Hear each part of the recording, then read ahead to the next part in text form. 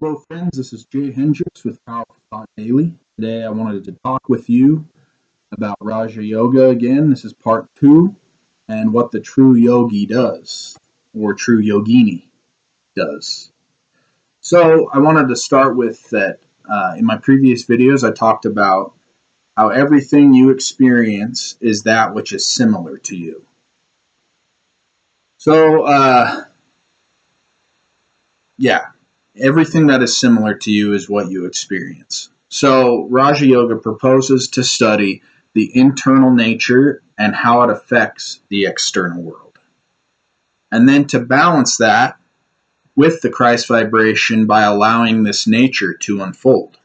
So, you're studying the mind and its nature and how it is affecting the world around you. So then, once you become accustomed to the nature of the mind little by little by little in each session of meditation, each daily session of meditation,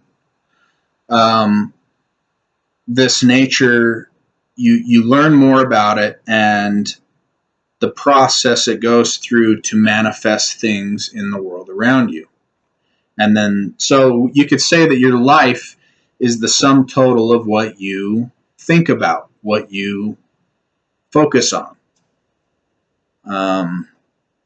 So the process of Raja Yoga is simply, well, not simply, but it's generally unfolding and untangling the resistance you cause, that yourself causes. So yourself is always resisting things, and untangling those things lets this nature unfold of its own accord.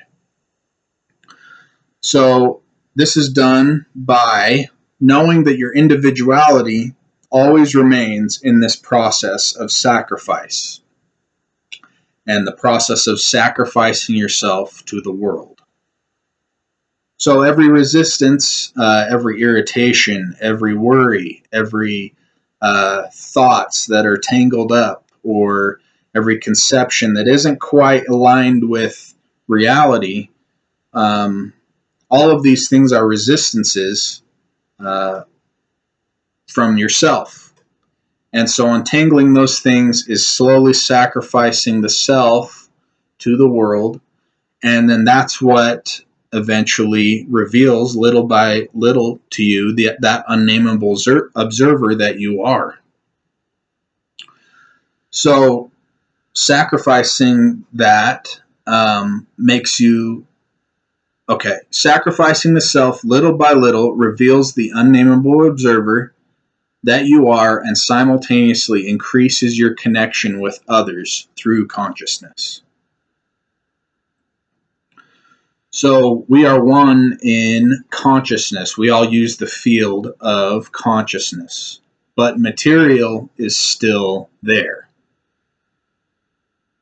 Raja Yoga is also based upon an ancient Indian philosophy called Sankhya. Again, I don't know if I'm pronouncing that right, but bear with me. Sankhya philosophy teaches perception comes through instruments.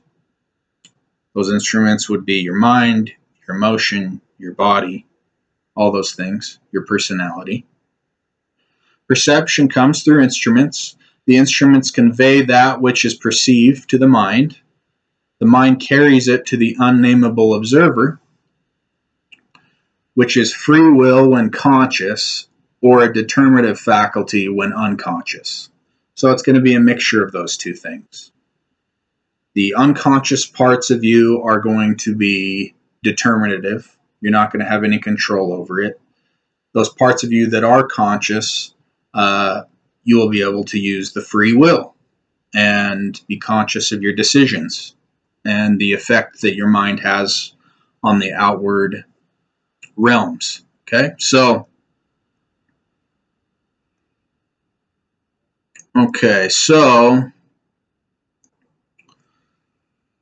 yeah, the soul, or the realm of consciousness, that's what the soul is this ocean of consciousness that we're all connected by, is immaterial, and the instruments that we use are all material. So the mind is mental matter, the emotions are emotional matter, the body is physical matter.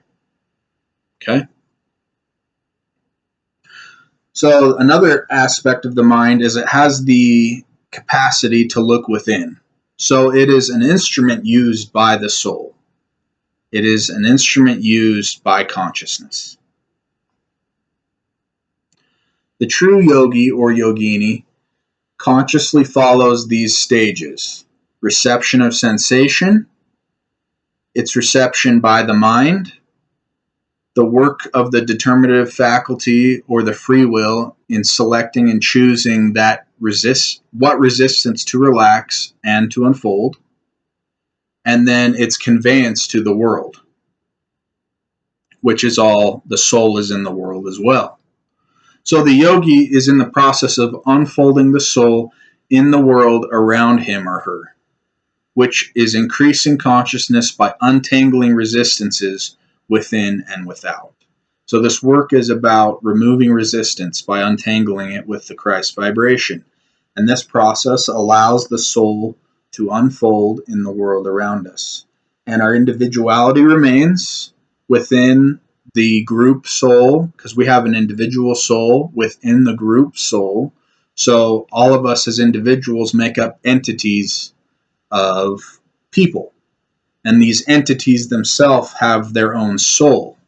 You can look at a business, you can look at any group of people, you will find that it has its own personality, its own soul, and so we all combine to make greater forms of consciousness. So our consciousness rises and increases as we assimilate with everybody else and collaborate with everybody else.